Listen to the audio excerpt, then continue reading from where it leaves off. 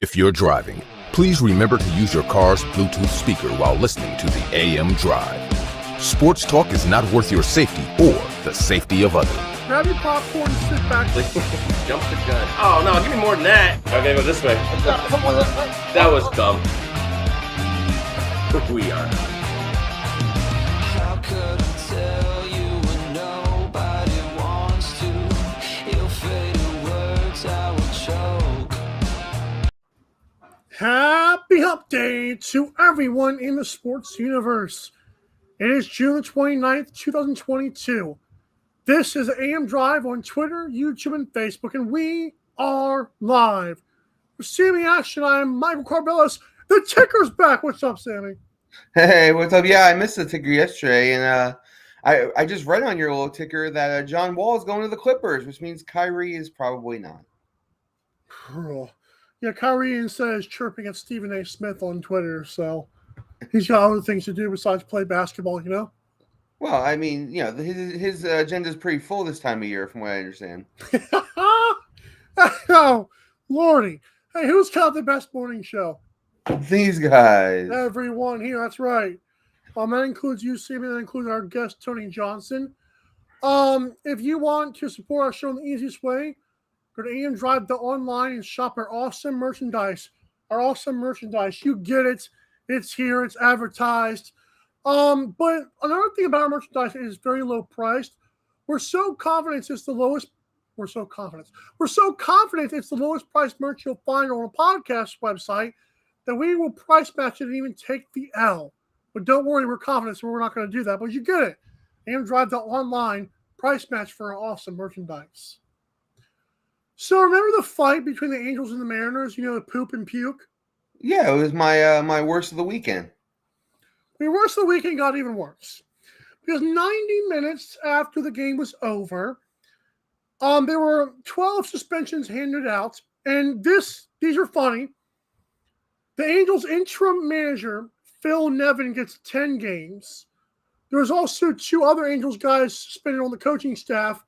So now one of them is going to have to wait, until one of them's going to have to wait until the first 2 serve their suspension. Mariners outfielder Jesse Winker, the guy who threw the ball at the dude's back, gets 7 games. This is funny. Major League interpreter Manny Del Campo got 2 games. Dude, just don't speak in English, you'll be fine. It doesn't matter. Angels reliever Archie Bradley is one of 2 people actually injured. He couldn't make it out the dugouts apparently before breaking his elbow. Oh. Some guys had a sore shoulder for swinging too hard. It's whatever. Sammy, this shows me that it's too stupid to fight, man. Yeah, Major League Baseball brawls are a thing of the past, and the fact that they're still doing these things makes absolutely no sense to me. It was my worst of the weekend because it made no sense when it happened, and nothing good ever comes of it. So, kudos to MLB for weighing the axe down on these guys. But 10 games for the manager seems like a lot. It's almost like they're saying he purposely put a pitcher out there who was going to throw with the other team. What's also crazy is that the apparently the previous night, Mike Trout was thrown out like somebody threw at his head. How do we know it was intentional? That's the only reason this happened. Oh, well, Mike Trout feels that it was intentional, so maybe he influenced a lot. And I'm surprised that Mike Trout isn't suspended from this whole deal because he's the one who kind of spearheaded everybody being pissed off about it. But Yeah, whatever. I want to say this has been going on longer. I want to say Justin Upton was hit in the head or was almost hit in the head by a Mariners pitcher going back a little bit. And I think that was kind of the beginning of this, at least from what I remember. I haven't done a lot of research on this particular topic, but it seems to be these 2 teams don't like each other. Yeah, well, I know that it matters. Like somebody posted a picture of like 2 retards fighting on YouTube. Man, I get it, but again, I'm with you on the brawl thing. Nothing gets accomplished, and we got a bunch of guys from 2 crappy teams suspended. Nice golf clap to get both, man. I mean, look, if you're fighting with each other and then you're also fighting for last place in your division, this just adds more, more fuel to that fire. Go after these 2, More fuel to the dumpster fire. There you go. Yeah. So here's an interesting part about this. The Atlanta Braves, so when this all happened, when Freddie Freeman left the Braves for the Dodgers, apparently Freddie Freeman believed that the Braves lowballed his agent. So apparently Freddie was not involved in any of these negotiations. Then Freddie gets signed to the Dodgers. Braves fans on Twitter, half of them thank him, half of them can't stand him now. Another interesting thing about this is Freddie Freeman now has found out the agents offered only $5 million more. Well, no, he offered $5 million more. He wanted some outrageous amount of money for Freddie Freeman. So by taking the contract with the Dodgers, Freddie Freeman, because of California taxes and like some other thing in the contract, is suddenly now going to lose money from the original offer the Braves had on the table. So Freddie Freeman, after talking to his Braves people again, obviously this past weekend when they had a whole emotional homecoming for him, he fired his agent and said, screw you. Because there's belief now that Freddie always wanted to be an Atlanta Brave. Sammy, this is pretty monumental to me that this happened. And it almost seems like Dodgers may have to be winning in spite of Freddie's mental well-being not being there, maybe. Well, I don't think Freddie will not play well for this reason. I think Freddie's a professional. He signed a contract. He wants to win. He has a very competitive drive, and I think wherever jersey he dons, he will play hard for that jersey. But I do believe, to your point, that his heart probably still is in Atlanta. And I think if he was to a man, would rather have stayed in Atlanta than gone to LA. But he will at the very least honor his contract and play well for the Dodgers. But I think the Dodgers realize even now that they're kind of second fiddle to the Braves for him. I don't know if they can make this situation better or even right, but I think to your point, Freddie Freeman definitely wanted to be a Brave. I think this is one of the craziest stories I've ever heard because, like, it just doesn't happen like this anymore. Like, you don't ever hear about loyalty like this. And I know it was kind of weird. I always said that him coming fresh off a championship was kind of like more motivation to stay. And when he bounced, it was like out of the blue. Apparently, it was out of the blue for him, too. Well, I think. Go ahead. Sorry. I think they're two different jobs. So I think the agent's job is to get the most money for his client, and Freddie Freeman's job is to play on the field and be as happy as he can possibly be. And those two things weren't necessarily the same thing at the same time. And right. Freddie not being involved in negotiations, I think definitely hurt his side of that equation. Yeah. And what I meant by him not performing well is he's still going to be distracted by the fact, like now lingering over, he has suddenly found, it seems like this weekend he found this stuff out. I believe like him and some GM of the Braves were not in the best of places. And when Freddie finally called the man, he's like, oh, crap. You guys didn't lowball me. This dude just like asked for $200 million instead of $150 million. Man, this is at least it's good for Freddie that he's loyal. That this is the best way to prove to Braves fans that I want to stay. So maybe he's won them back over. But I'm sure there's going to still be some sour pusses. Well, I don't think that the fans' reaction to him is the most important thing. I mean, he's a Dodger now, and so while his heart may still have some place in Atlanta, he's not going to see those fans other than the 2 road trips a year they cross the country, maybe in the playoffs if both teams make it. So I don't know that any of this is for the fans per se. I think it's more for his own ego and his own guilt that he left, that he wanted to make this right for himself. And look, Freddie Freeman's a great ball player. Hopefully he gets his head on right and has a great season. And, winning back-to-back championships will make this whole thing go away real easy for him. Fair enough. Maybe he stays a Dodger at that point. Who knows? Yeah. I'm kidding, Atlanta. Don't roast me. He said his heart's in Atlanta. There's something in the country song. My heart's in Atlanta. Playing baseball with the Braves. We should have a karaoke version of this show on maybe on Fridays. We should just start making songs of everything we say. I'm telling you. We should have karaoke Fridays. Kidding. Oh, Lordy. When we come back, we're talking Baker Mayfield spoke out against the Browns, and it's pretty interesting. Plus, John Wall goes to the Clippers, and Russell Westbrook, to the descent of the social media, stays with the Lakers for how much money? Right back to the AM Drive on Twitter, YouTube, and Mark Zuck. The AM Drive with Mike and Aaron might be the best morning show ever. If you love the show, shop the merchandise for $26 hoodies, $16 shirts, even $13 mugs. High quality swag for cheap because Mike and Aaron love the fans. The best morning show, the lowest price merch at amdrive.online. This is Popple, the next generation business card. With just a tap, your Popple instantly shares your digital business card to both iPhone and Android devices. The best part? The other person doesn't need an app or a Popple to receive your info. To pop your info, tap your Popple to the top of an iPhone, the center of an Android, or just scan your in-app QR code. And just like that, all your info is saved to their phone. More connections, more leads, more sales. That's Popple.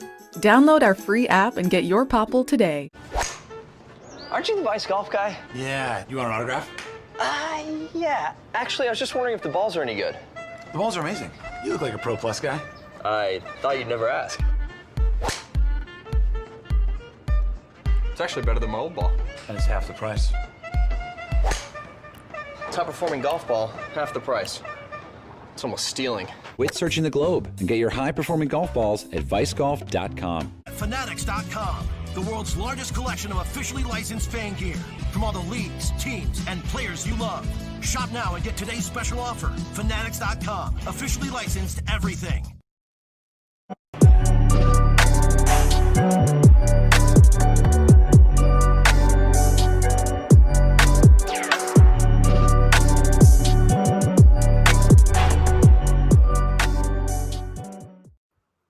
In order to support your team in the best way possible, you've got to go to MikeandAaronDrive.com and do what? Click the F. And when you click the Fanatics logo, the entire store and league and team with daily deals of like things like free shipping over $24 is open to your disposal. So shop now, click add to cart times on Millie, and you too can support our show and your team. And for that, thanks. You can get Baker Mayfield Carolina Panthers jersey. Oh, Lordy. That'd be interesting. Well, it seems like that may happen. Well, good morning. It's a morning show. But it seems like that might happen even more so because I'll be honest, I'm kind of with Aaron that Baker Mayfield might have played with the Browns if Deshaun Watson was suspended and Baker might swallow his pride or whatever. But then he spoke out about it, and that doesn't seem to be the case. Baker says that he would want to hear from them pretty much. And he also said he believes both sides have moved on. And that does not mean in a good way that we can fix it. It means he doesn't believe it can be fixed. So that's out the window. I don't know if they're waiting to hear how long Deshaun Watson's suspension is. I don't know if it matters at this point. But they need to get that dude out of town or release him quickly. Because it's only going to get worse. Like, what are they doing by holding on to Baker? Are they hoping he changes his mind? Because from most comments, I don't think he's going to do it. I don't think they have either. Cleveland, I think, has no interest in starting Baker Mayfield, and Baker Mayfield has no interest in starting for Cleveland. This was one of your questions that you asked when we were doing the NFL 5 questions a day, and I basically said to you, Baker's ego will never allow him to suit up for the Browns again. You know, he's been scorned, he's upset, he's never coming back there. And so I don't know where he'll go, and I think what Cleveland is doing is waiting to see if anything shakes out from other quarterbacks, maybe not making it through training camp or not looking very good. They don't want to eat all of his contract. They want another team to take on some of his contract, and so they need teams to be a little bit more desperate to take him. The sad thing is, though, I don't know at what point you have to realize, dang, Panthers just don't want to spend that kind of money. Like, at what point do they swallow their pride? We talk about Baker's pride, but I'm telling you, I know Baker should not wait for them. Maybe he should reach out himself. But it seems like they're being pretty stubborn about this whole thing as well.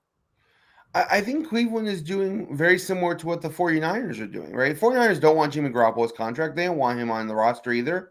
And they're not in any rush to trade him. They will trade him before the season starts to a team somewhere far away that will not impact their chance of winning a division. I mean, Cleveland will do the same thing. I don't think that the Niners are handling it any better or worse than Cleveland is, but Cleveland gets more flack because, Baker's a bit of a crybaby and, they complain about Baker. Well, I think Baker, his best chance to win would be in Seattle. I know people like to talk about the Carolina thing, but let's be real. Baker and Sam Darnold are very similar quarterbacks. They're guys who were drafted high, haven't done a darn thing to improve, and are pretty much mobile, but not mobile enough. Then they also drafted, Matt Corral, who is very mobile and has a rocket arm, who can at least provide some kind of promise for the future. Why would I want Baker on my team? If I'm Baker, I'm going to go on a team with freaking Drew Lock and Geno Smith. Competition? What competition? Come on. I don't know that Baker is that much better than Drew Lock, to be very honest with you. I'm not saying he is. I'm not saying Drew Lock is better, but we've really never seen Drew Lock play. And Baker had a far more loaded team to play on than Drew Lock ever did. So I don't think he's that much better. He's going to play young. I swear to God, there was someone yawning around my room because yawning contagious, and I was fine until the segment happened. It's whatever. Red Bull gives you wings, man. Water's supposed to. LA Clipping. That's like a gang thing, but you get it. John Wall will agree to a deal with the Clippers. That's the little brother of the Lakers. And God forbid, if every year the preseason roster meant something, the Clippers would have 9 championships. Unfortunately, it doesn't. Unfortunately, John Wall gets hurt a lot. And I don't know why people are so much more optimistic about John Wall, considering he's the exact same player as Russell Westbrook, but has never won an MVP. So that's kind of like a weird disconnect that fans have found with Russell Westbrook. But, John Wall's fine. No, he's literally the same player, just worse. Then you look at Paul George, who's, like I said, always hurt.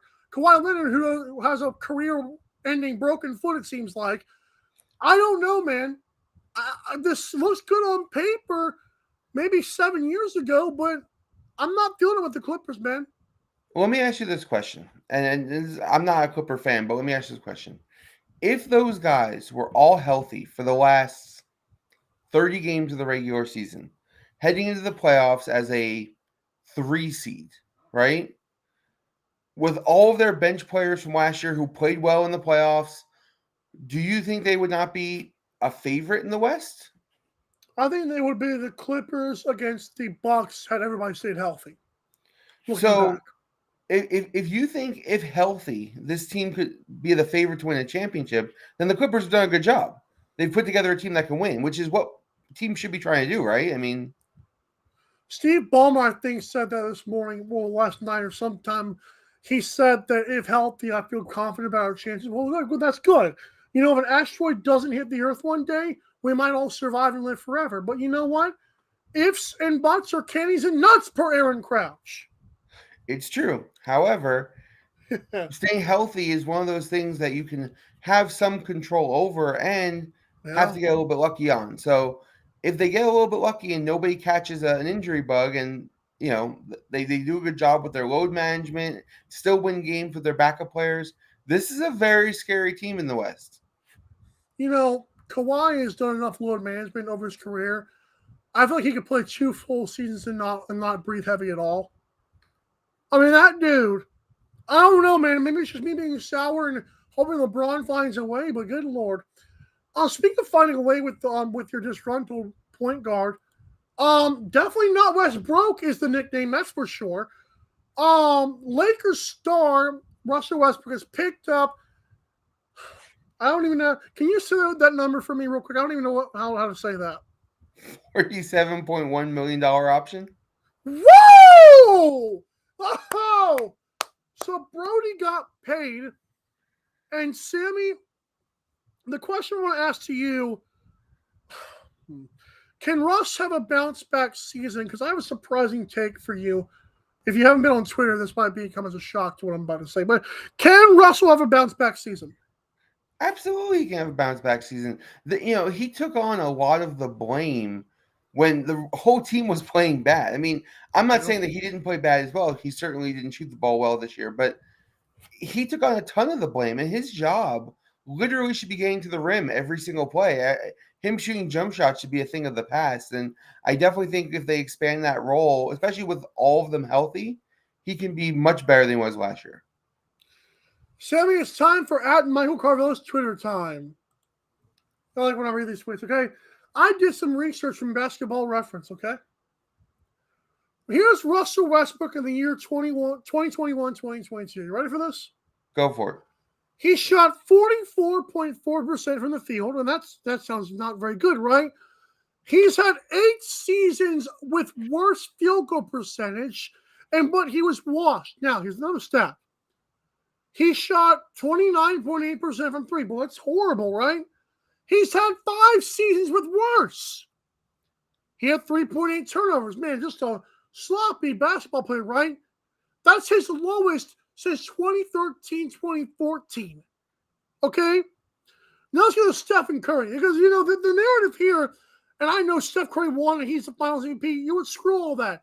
Let's say there was no championship at the end of the season. Let's say we base it all off of this season. I know it's not fair, but it's true. Steph Curry shot 43.7% from field. You know what's crazy? That's 0.7% from the field worse than Russell Westbrook. 38% from three is a lot better than Russ did, but it's the lowest of his entire career when he's played 10 or more games. At 3.2 turnovers, he has a career average of 3.1. Which player lost a step last season? I'm confused. Oh, I don't think anybody's saying Steph Curry didn't lose a step last year. He's still really damn good. But the difference between those stats, and I think, you can make up stats to fit any narrative. The difference is how many 3-point shots did Steph shoot and how many 3-point shots did Westbrook shoot? Because Westbrook is shooting 44% basically playing at the rim, and Steph shot 43% playing from behind the arc. But to that I say, what does it matter? Because if Russ is only averaging about 1 made per game, he's taking less than 4 per game. It's not like he's just throwing up 5-6 threes a game. And I've always said he might have the worst blooper reel season of all time. But in my opinion, Westbrook, if you literally made more shots than Steph Curry, that has to count for something. Well, did he make more shots than Steph Curry? Well, based on the fact, I don't know I don't know because I know he averaged less points, but it wasn't by much. Sure. Like Steph made all those threes, so it might have balanced out. Yeah, I don't have any of these stats in front of me, but I think style of play does matter. I mean, Russ is basically a guy who's taking the ball to the rim every time. And the reason look at Rudy Gobert, right? Who's a center, right? Yeah. He plays at the rim and he shoots 60% from the field. Yeah. Russ is playing at the same place. He's playing at the rim and shooting 44% from the field. Now you compare that to Curry, who's shooting 43%. I get it. But look at the other guys who are shooting as many threes or around as many threes as he is, right? Look at like Damian Lillard and some of the other guys who play behind the arc. How does he compare against those guys? They're not playing, even though they're playing the same position, they're not playing the same role. It's really hard to compare them that way. I guess my point with that was just to show that Russell Westbrook, if anything, had a pretty average season for his career. Was it a triple-double? No. But LeBron James also held the ball for 70% of the time, It's true. Russ didn't have, this is the same argument I make with Carson Wentz, where I'm like, oh, Carson Wentz didn't have a horrible year. If you look at his stats, they were fine, yet they couldn't wait to get rid of him in Indianapolis. Same thing with Russ. He didn't have a terrible year stat-wise, but I think he became sort of the reason they didn't play well. He became a scapegoat for them, the same way Carson Wentz did. Yeah, and maybe I know my argument with Carson Wentz was that have you seen those turnovers and when they happened? I guess I could say, well, Russell Westbrook hit the backboard like a bunch of times, but it's like I still just want to know why the backboard mattered so much this year. If he has had 8 seasons more where he was even worse shooting the ball, I still get how he's washed last year. Like you said, it's the scapegoat argument. Like, how bad really was he? Or was it just that your team sucked? And I mean, yeah, you might have sucked too. All of that is true. Their team was did not play well. They were very injured all year. He was forced into bad situations, having to take on a different role than he was probably thinking he was taking on going over there. And he's not the same player he was 5 years ago when he was a triple-double threat every single night. But he had some pretty big games for the Lakers last year. I mean, he did have some good games. He also had some pretty bad games for the Lakers last year. The Lakers weren't a good team. People forget about this stuff when you win. Right, and I hate saying this, Sammy, but I know he went to UCLA. I know he grew up in LA, but Sammy, maybe the reason they couldn't build a roster around them is because he's making how much again? It says $47.1 million. Woo! That's insane. That's a lot of money, man. I was doing some research, by the way, this morning. This has nothing to do with the NBA, but it's pretty funny. So Russ is going to make $47 million a year, right? Fantastic. How much is Patrick Mahomes' contract? Was it like $50 million for a year? Mm-hmm. Oh, Lord. So apparently, golf players in the PGA make about $1.5 million. That's like the median, which I was surprised about. Because NASCAR drivers, like the top NASCAR drivers, the top ones make like $500,000, not based on sponsors. Right. I think soccer players make quite a bit of money. I think soccer players might be the highest paid in the world. Well, they're also known in every other country but the one that we care about in the United States. Like, not saying that we don't care about it, but you get it. Like, that's crazy. Like, there's like 70 countries that watch soccer and only one that watches, American football, and look who gets paid more. Obviously, the team with 70 countries watching. For sure. Oh. Any parting shots, Mr. Sammy, before I let you go? No, I'm actually going to hopefully catch some baseball today. There's some early games, which always makes it possible for me to watch. And hopefully we'll have some good storylines to talk about tomorrow. I think the Deshaun Watson hearing is going to go through today. Yeah. And hopefully they'll come up with a suspension amount sometime by the end of the week, hopefully. No, end of the week, how about the end of the next 10 seconds? That'd be nice. Well, I think the hearing continues today. I think they're not quite done. I'm just tired of talking about Deshaun Watson. Great quarterback, but I could care less at this point. Yeah, I think the NFL also kind of feels the same way, which is why they're saying they're going to go for the year. But I think he only gets a couple games and they just move on. All right, I hate doing this, but hashtag buy Sammy. When I come back, I'm going to be joined by Tony Johnson. We're going to talk a lot of golf, Sammy. You like playing golf? I don't, but I will listen to Tony Johnson. Oh, thanks for anyway, Sammy. Love you, man. See you tomorrow. Bye. The AM Drive with Mike and Aaron might be the best morning show ever. If you love the show, shop the merchandise for $26 hoodies, $16 shirts, even $13 mugs. High quality swag for cheap because Mike and Aaron love the fans. The best morning show, the lowest price merch at amdrive.online. This is Popple, the next generation business card. With just a tap, your Popple instantly shares your digital business card to both iPhone and Android devices.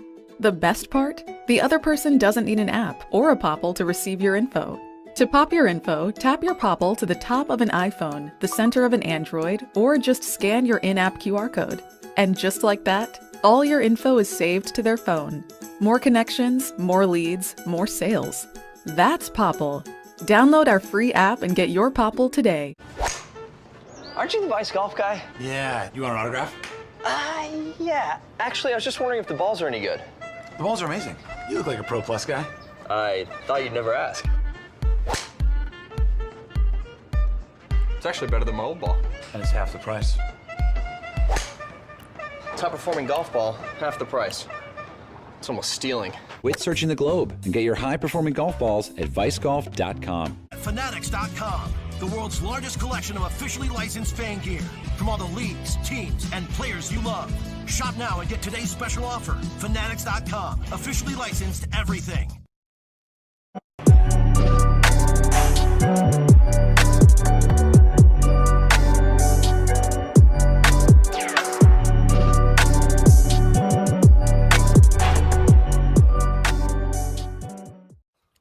love the sound of Tony Johnson Wednesdays, man. It's the Vice Golf logo at the top of the screen.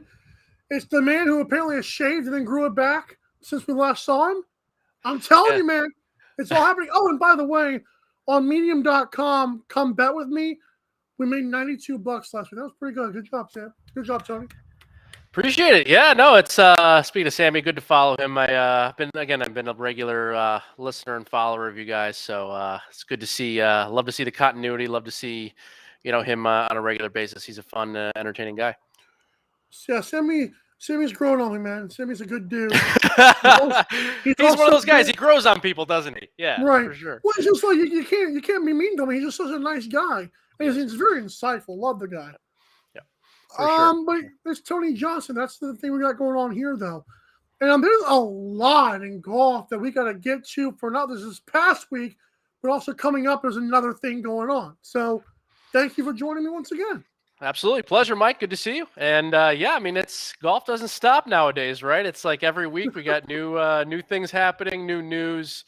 It's like wrestling essentially, with all the storylines going on and who's going to do what to who. And it seems never ending, at least for the time being. It's almost insufferable. Yeah. So let's get into it. Xander Schauffele won the Travelers at -19. And by the way, he was sweating it because you saw Cantlay and Rory crap their pants and go all the way down their legs with it. But Schauffele shooting a 2-under par in the final round. He held on to JT Poston and Hadley, both shot 6 under and were right on his tail. But thankfully that 6 or 7 stroke lead held on. Yeah, and you didn't mention even Tigala, who had those issues out of the bunker on 18. There, I think if he makes a better decision on a shot instead of kind of trying to go for the green, he makes par, potentially, and Xander might have to actually make a birdie, to outright win. So it's tough to know, guys that when you double 18, with a lead coming down. Down the stretch, it's tough. We've seen it with Tigala a couple times already this year. He's a good rookie, really talented player. He kind of threw it away in Phoenix as well, but he's been close, knocking on the door. It's one of those great years. We got 3 really, really good rookies with him and Davis Riley, Cameron Young. I mean, these are 3. It's one of the great things about the PGA Tour, and I know it's been a constant, harping on, throughout the media and things like that, is if you don't, the young players, the young and up-and-coming players, they matter quite a bit, and they become household names. And, guys like Tigala, especially in Cameron Young, these big, long hitters, very entertaining, dudes. It's a great time, to be a golf fan. And we see weeks like this where the field is so bad, comparably speaking to even last week or, the U.S. Open the week before. But there's still some storylines, that are really interesting. And, a lot of really, really talented young players that maybe we haven't heard of, on a consistent basis. But this is how you make your name, and winning tournaments like this. Some of the times the smaller tournaments are really what brings people out. Jordan Spieth was relatively unknown, 7 or 8 years ago, and he comes through here in his 3rd or 4th professional tournament. He doesn't have status anywhere on any tour, and gets the job done at Deer Run. So it's a fun time. It's a great tournament. So there's, we're never short of even not just the entertaining, WWE style storylines, but there's a lot of really good ones too, in events like this. So it's just one of those things I always look forward to it, Mike. It's a tournament I know well, and I can't get enough of it. Come on, Travelers or Deer? Both. I mean, really both. Well, I talked about the Travelers last week. How much I really like the Chicago hat, Travelers. right?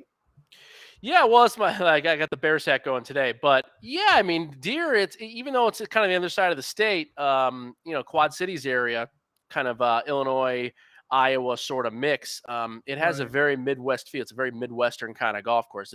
I grew up playing courses like this. They're playing on bent grass this week, which is rare on the PGA Tour, but it's native to Illinois, Iowa, type of grass. So yeah, it's kind of it's fun stuff, and it's a good transition because you have the Travelers, which is really it's become its own event. It's really with a lot of big names. We saw so many big names last week, and then the Deer has always been in a spot schedule wise, including this year, where they're in between a lot of really good big events, and so you just don't get the same type of name recognition that you might. And then of course Liv is playing this week too, so we have some guys that are over there. So yeah, it's kind of one of those tough weeks. But when you look at the course, you see it from last week to this week, you're like, wow, this course it's just as nice, it's just as good. Like, this is a really fun time, and it is. I haven't played the course, but I've been out there before, and it's a fun spot for sure. I looked at the Google reviews of this John Deere Classic, this TPC Deere Run. People love it. They love the fact that you can play for $200 or less. It's a PGA Tour event. They also love the staff. Like, I was like, man, these guys are like, I've always heard about it, but it's so amazing. I'm like, wow, I didn't realize it was that. Apparently, it's a really popular place once you go there. It is. It's really a kind of a beacon. You're in the middle of nowhere, essentially. Kind of on that interstate from Illinois to Iowa. There's not a lot going on. Cornfields, etc. And then it's just a beacon. It's a beautiful resort. And these cities, there's 4 kind of middle-sized cities in that area. They call it the Quad Cities. They've all kind of grown over the last 30, 40 years, and it's become, areas and towns, with not just agriculture, backing. There's a lot of businesses now, and it's really a nice, quaint, very good area, like Middle America, essentially. But yeah, it's a great course. Recent course, only designed, in 1999. It hasn't even been around that long, but. Yeah, no, it makes a lot of sense, because a lot of the TPC courses that they play are either semi-private or they're just private clubs. But this one is actually a public, full-on public resort course, as you said. You can just show up and play. You can make a tee time. We can go play in a week and a half if we want. So, yeah, it's a wonderful spot, and again, it holds a close place to me, because again, I haven't played the course, unfortunately, but the setup and the way the course is designed, the grass, again, playing on bent grass my entire life. It brings back good, fond memories, and it's one of those I never miss, no matter the year. We missed it in COVID a couple of years ago. It was unfortunately one of those that was cut, but yeah, no matter the situation, I always do get to see it. We see a lot of repeat kind of winners, guys, local players. Zach Johnson's renowned, in this tournament, Iowa guy, and then Steve Stricker, of course, from Wisconsin. Again, these Middle America players that tend to do really well in this course. So, yeah, it's a good time. And your reviews, they track, Mike, because I haven't heard. I know quite a few people that have gone out there not only to visit the tournament but play. I've never heard a bad thing, not once. I saw a couple of nitpicky reviews, but there was definitely the majority were like, "Wow, this place is astonishing." Like they show these pictures. It was so just in awestruck of the whole thing. Quickly finishing up with the Travelers here. It was almost like a woo-saw from the previous U.S. Open. Like the whole talk of the U.S. Open, despite the great finish, was, oh, well, they talked about the LIV. Seemed like this week there was more of just a great tournament. Xander Schauffele was able to hold on. But then, of course, the LIV guys just wouldn't shut their mouths. But how did you feel about the overall weekend of the Travelers? Did you enjoy it more than you did the U.S. Open? I really like the Travelers a lot. The U.S. Open is just such a renowned event. It's my second favorite event of the year. I prefer the British Open is my favorite tournament just because of all the history, and I love the golf, the courses out there. But yeah, the U.S. Open is always going to kind of take the cake for me in that sense, at least on this continent. But yeah, the funny thing about the Travelers now being with the new schedule arrangement, now being right after the U.S. Open is, it's like 2 of all of my favorite tournaments. In the top 5 or 10 of my favorite tournaments of the year. So.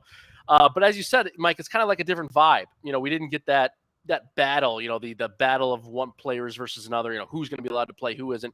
We got kind of more of a normal tour vibe. And again, this tournament has grown so much in the last 5 to 10 years. It used to be kind of a not very attended event, and now you're getting a ton of huge names.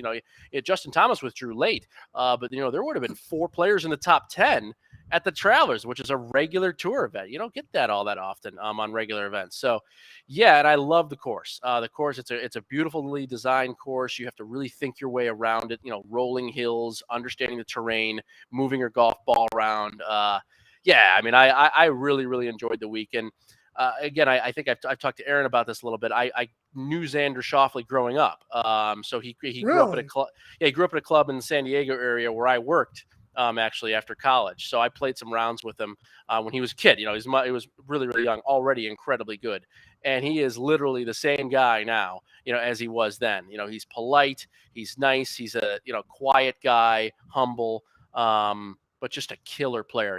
Sitting eating lunch with him, in the club dining room, which I did quite a bit because just the way my shift worked out, and he was playing all the time after school.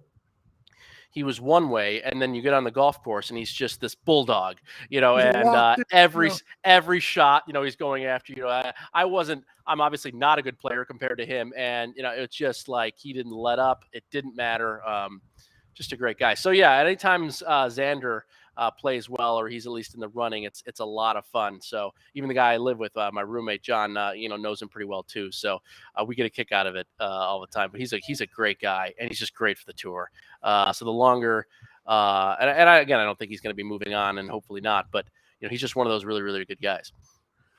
You call him X, like you have a little nickname for him. Like, what's up, Big X? I'm kidding. That would have been good though. No, it actually that never caught on. Or you'd think it would, right? With the first letter like that. Yeah, no, never, right. Never really did. Yeah, again, he was one of the great junior players, around the area, and just no nonsense, just no frills, regular guy, always has been.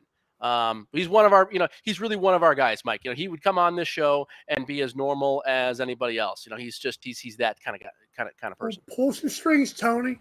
I'm kidding. Don't do that. I did see like some speculation that he might go to LIV. I don't know if that's true after what you just told me, but there was some talk about that, and I'm not a big fan. So let's get into those bastards over there. Brooks Koepka, we got to talk about him first. He claimed he only thought about LIV after the U.S. Open.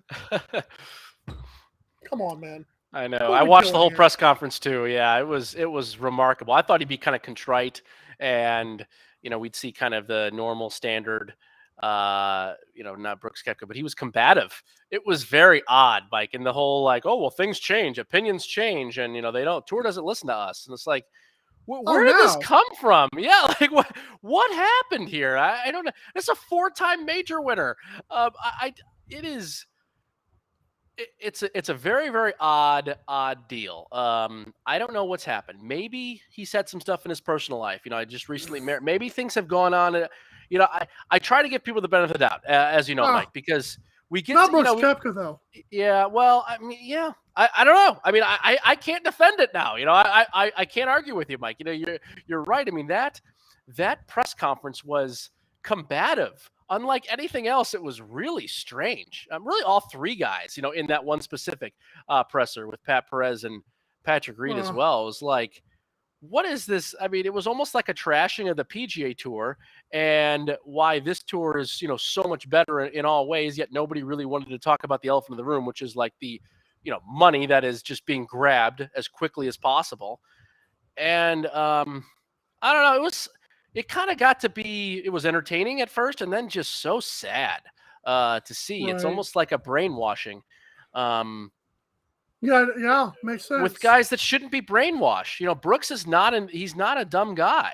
And I just don't get it. I don't get it. One of the great major champions of our generation. He's won 4 majors. And pretty dominant. This is where it comes down to. This is where it is. He has a couple of rough seasons, has some injuries, and all of a sudden he bolts. Again, is he really going to leave for another tour if he's still maintaining his great play throughout the 4 major wins? If he hasn't had injuries, if he hasn't been able to not play, but that's the thing, Mike, is like, how does that determine where your belief system is? And it seems to me that was a determining factor, and it's. Well, my pants sag more because my pockets are so heavy. So all of a sudden I want to go. Man, baloney. I know. He says the injuries in family. Well, money to pay for medical bills, money to provide for your family. Just say it's money, bro. It's all you got to do. Just be straight up. Be honest. Lie. Yeah. I mean, it's just I wasn't into the PED thing. I've never really gotten behind any of the steroid guys in the major leagues. Same. baseball was ruined for me a little bit in that sense. But I always thank you. See, me and you all just alike, bro. yeah, I always respected Jason Giambi though, because at least when everything went down and the chips were down, he just admitted it, talked about what happened, was sort of ashamed, had that that 5-minute or 10-minute interview on ESPN, and we didn't hear anything else from him. It was this, he admitted it, and yeah, exactly, and it was just one of those things. And I always respected him because at least he came clean, talked about it after all was said and done, and that was it. And it was, you know what? At least a guy that's just real about it, and that was, and everyone is just skirting around the edge here, family time and more money. Like, what do you mean family time? You pick and choose your schedule. You're Brooks Koepka. You're a 4-time major winner. You don't have to play every week. You're not a guy trying to grind away. This isn't Ryan Armour, trying to hold on to a card every single year. He's a 4-time major winner that has, he can play any time that he wants and be fine. And now that's going to be the cause, is that the PGA Tour is too demanding of his time. Like, come on. Yeah. It's such just world-class such athletes. crap. It's so hard. Yeah. So, Patrick Reed's the best. He just felt like you have to play every week. Now the quality of life is so much better. We have an off season. Then don't play golf, you idiots. Instead, then just don't play for a while. Don't be a world-class athlete. These NBA players. Like when Richard Jefferson got up and slammed people, there were some people that are mad. Why are we mad at this guy? He's saying you signed up to be a world-class athlete. That's what separates you from me. So what's going on? Yep, I agree. We saw Jefferson do it for 20 years in the NBA. I didn't hear a complaint. I mean, he grinded for 20 years. And, where is that? Where are these current athletes? Why aren't there more people like, Richard? I remember him when he was a rookie, for forever ago. I guess I'm aging myself a little bit, but yeah. And he was the same player then as he was, playing those 13 minutes a game off the bench, late or whatever. He's just a hard. We don't see that same kind of work ethic, on a consistent basis. Again, I'm not saying everybody's like this, not at all, not in the least, but it's just it's sad to see. Again, these are not guys. Brooks and Patrick Reed are not guys. This is not the Pat Perez camp. These are not guys in their mid 40s or later. They're just trying to hang on and grab and get a paycheck. These are different players. These are players sort of in their prime, that are doing the opposite. They say they're growing the game. This is the exact antithesis of that. And, as you said, just admit it's about money and move on. And that's it. And, I don't understand why it all has to be a big storyline about all kinds of things that you've been done wrong by a tour that's made you millions of dollars. It's a shame. I don't know if I ever showed you the picture of what people said about there was they showed a picture of 48 live players, but 2 of the boxes were missing. Oh yeah, were they executed? Yeah, that was funny. That was actually awful. Very funny. Yeah. Oh, yeah, that was pretty funny. Yeah. I thought Pat Perez had the lowest blow though. He said about Jay Monahan, he doesn't listen to the players. Thank you, Pat Perez. What about what, dude? Yeah, I mean it's fun fact. I looked on the LIV website. It's very promising. You look at their stuff. They don't show any of the controversial news. It's only we signed this player. We can't wait for the country music star to perform at Portland. It's golf, bro.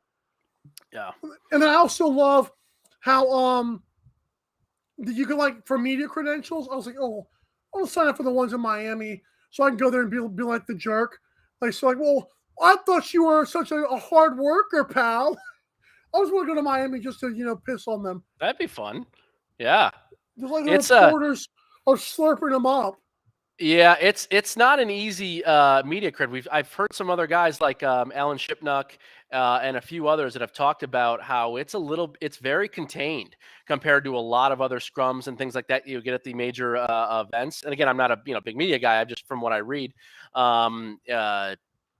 It's tough because they have a couple of moderators there, and you heard, I can't remember the lady's name that was doing all the pressers yesterday, and she controls the conversation pretty well. And yeah, and so she's gotten to know a group of people that knows won't rock the boat, and not everybody gets to ask a question even in like the presser, it's a little bit of a different situation. Again, I'm not saying it's this horrible, overly oppressive deal, but it's not, after an NBA game or whatever, Steph Curry will take a question, from everybody. Like that is not the case here. It's a little bit different. So I don't know how they do the credentials or how they give them out or what it is. I just know that just because you're there doesn't necessarily mean that you get to, ask and do and go where you want to go. So yeah, it's a shame. So it's almost like I'll be sitting there and I'll just get my one word in. Why, Brooks? Why? And like some dudes in masks will come over and just arrest me and I'll never be seen again. Love it. Yeah. I'll never be seen again, dude. Another journalist take it away. I'll fill in for you for a little while on AM Drive until you get back on your feet and it'll be okay. Show will go on. If I might get burned. Yeah, but like the TM Drive from now on. TM Drive. Or the AT Drive, whatever it's called. I love it. I don't know. We might. I don't know if I'd have to get into the lacrosse and learn a lot more if that's going to be a segment. I'd have to take. It's a rough spot to fill in for you, Mike. But I would do my best. I can tell you that for sure. I would do my best. Lacrosse is lit. I ain't gonna lie. Lacrosse is fun. I know you love it. It's great. And Las Vegas just got a team, right? So I think there's a local team. The Desert Dogs. The Desert Dogs. There you go. I ain't gonna lie though. NLL. I don't want to harp on this too much, but I do want to say that I think people would find, like, if you're a hockey fan, if you're a basketball fan, if you're a football fan, don't watch the crap that's on ABC with the PLL. The NLL box lacrosse is so much more physical, and it's fantastic. There you go. Okay, it's good to know because I wouldn't even know where to start. I used to watch the college, tournament at the end. That was how I got into it. Watching Duke and Syracuse and Maryland go at it. Yeah. But I was like, okay, cool. When they were inside an arena, I was like, oh, yes. Yeah. No, I've heard it's very entertaining. So, and not surprising because, the sport lends itself to some pretty good excitement, especially when you can box them in, as you said, get it into a smaller space. I hate each other more. Really see it being good. There you go. Best bets and upcoming articles for you. Yeah, absolutely. So, just like last week, I'm going to have an article out in a little while, some hours from now, about going through every single selection, that I have that's available to bet too, which is great. I got a lot of messages last week as well about that, but not only just on the phrase there, but also through Twitter and some DMs. So that was really nice to reach out to some people. It's great to talk to people.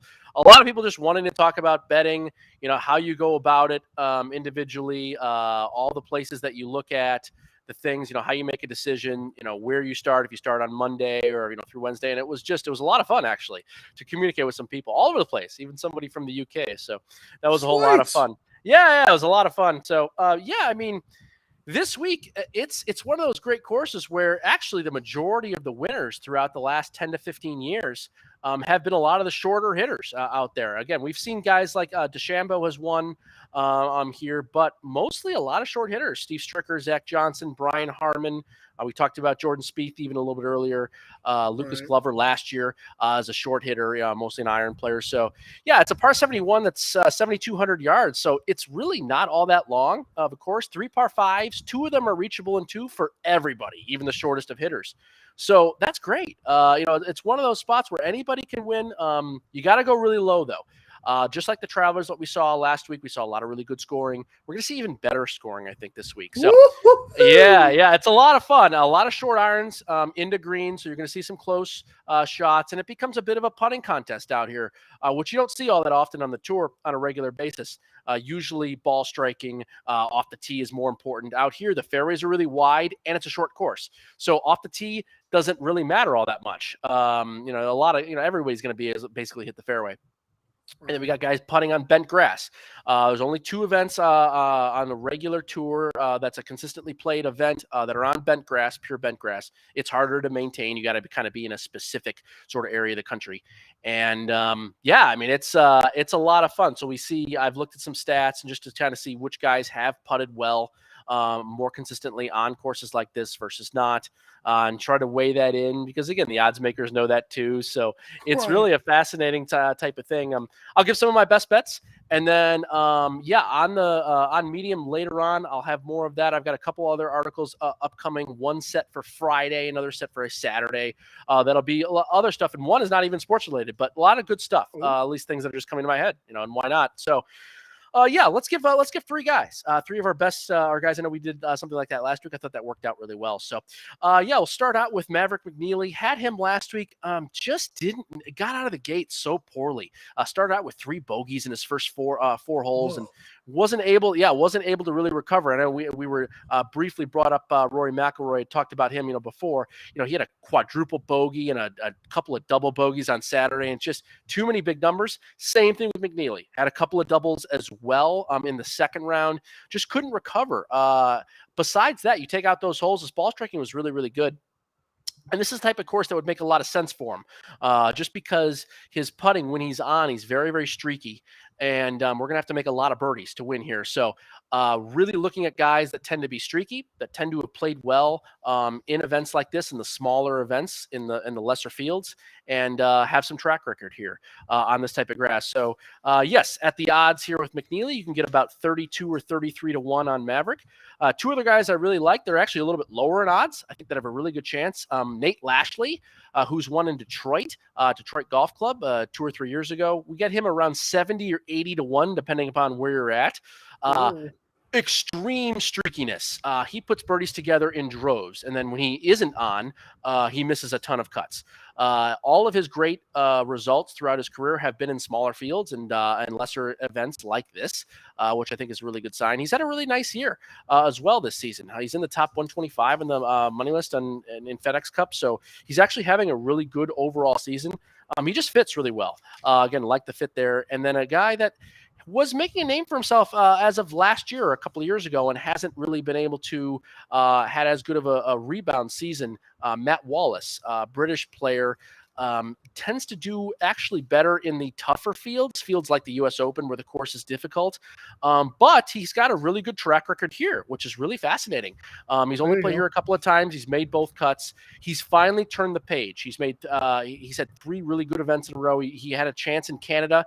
He was actually in the top 5 through the second round in Canada.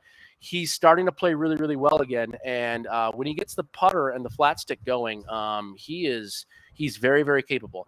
Again, growing up in the UK tends to not really bode very well for courses in the central part of the Midwest of the United States, but he didn't really grow up on those links land kind of silly courses that people sort of think about when they think about the UK. He actually grew up in the middle of the country on kind of spots very, very similar to this. So I think it's really interesting in that sense. Yeah. And Matt Wallace, when he is back on and playing well, he is a guy to watch out for. So we get him at about 110 to 1. The number is wrong with Matt Wallace. When he's playing really well, he should be about 50, 60 to 1, something like that. So I know we got a good number here with Matt Wallace. So those are the 3 guys we're looking at, and those are, I guess, we'll call it the best bet segment, which I really like. A nice little preview of what it'll be, and that's what we're looking at this week. I love it. You have 23 of them, by the way, on medium.com/Tony Johnson 29. Love seeing that. Appreciate it. Oh, there is an at. There's an at. It's / at Tony Johnson 29. Just so you know, as well. I was looking at that this morning. I knew it was happening. Yep.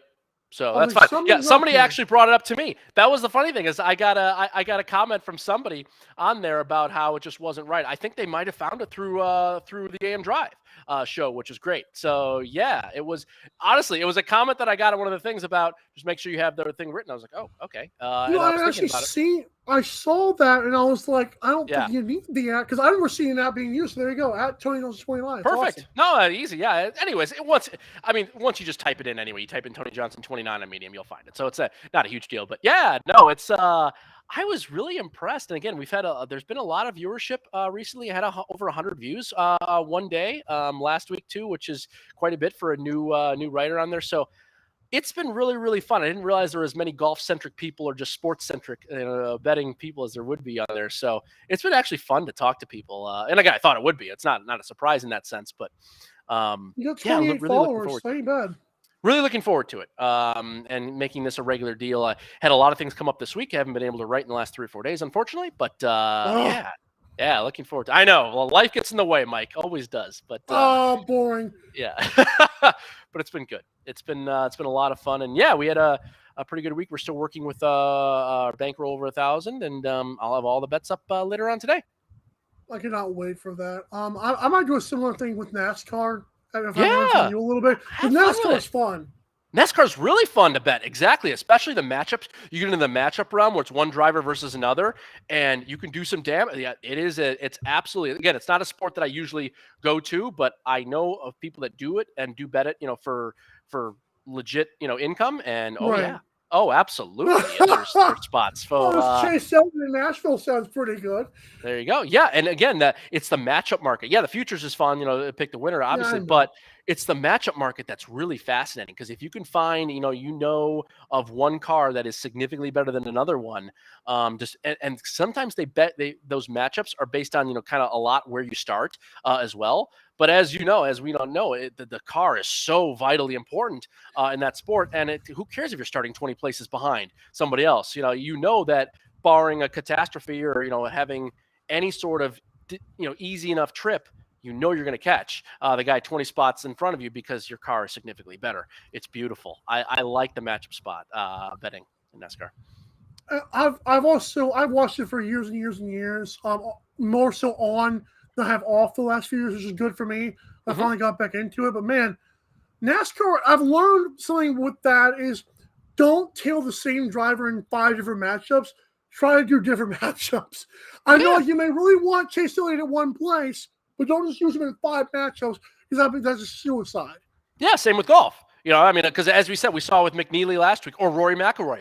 Usually have a couple of bad holes can almost ruin a tournament. And as you said, bad turn here and there, something happens, and all of a sudden you could potentially lose 4 or 5 matchups despite being kind of on the right side. Totally agree with you. Yeah, that's the whole point is you want to find the specific ones that make the most sense and go for it there for sure.